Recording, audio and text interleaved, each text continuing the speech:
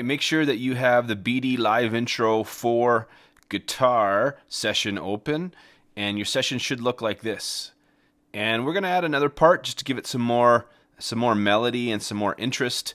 And just like the other ones, we're going to add another simpler instrument, and we're going to drag this out, drop it into our open area.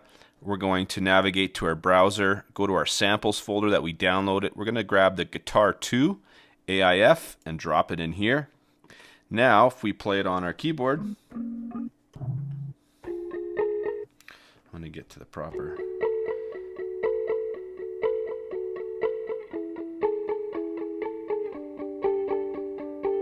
So that's the whole clip, but we want to only just use a piece of that for this part. And I'm going to show you how to do that. But let's first make a new MIDI clip.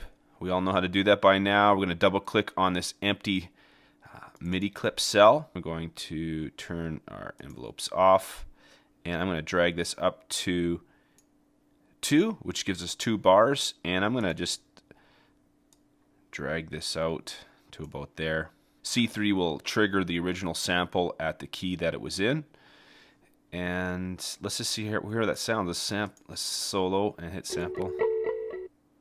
So you can notice it only plays for as long as this MIDI clip is there. If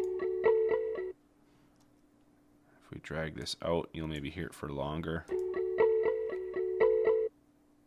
So that's okay, but we can even edit this a bit better if we hit Shift Tab and we change the length of this sample by just dialing this back, and you'll see that line go. You'll notice if I hit play, every time it plays, it will only trigger.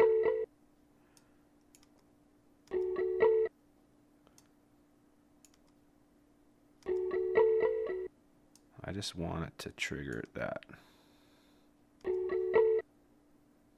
Well, let's try that. That might work for us. I'm going to hit stop. And let's do a couple things. Let's add some effects to this, see if we can get this sounding okay. Let's rename this. Let's just call this guitar. And let's go up to our live devices. And let's open up audio effects. Let's grab a saturator. Drop it in there. Let's grab a compressor. And let's grab the old ping pong delay again. I'll double click. It'll throw it at the end of the chain. And let's see what this sounds like now.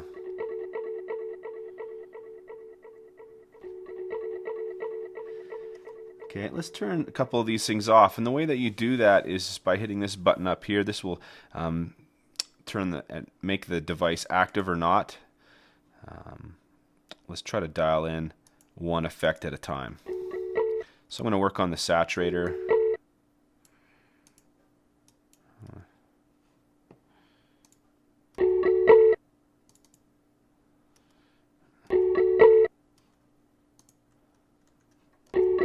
This is just going to push it a bit. It's going to give it that tube or saturated feel. Let's turn this compressor on. Let's turn up our ratio. Turn down the threshold. You can see there's a lot of gain reduction going on. We'll be discussing the compressor and what it does at a later tutorial. That's outside of the scope of this one. And let's try turn this back on. Turn the wet down. This will determine how much of the signal will be affected. Feedback is how many times it will actually feed back.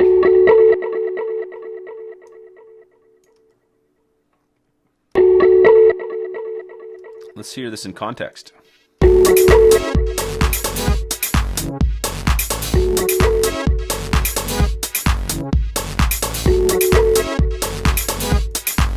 I just lengthened it. Let's see what that sounds like.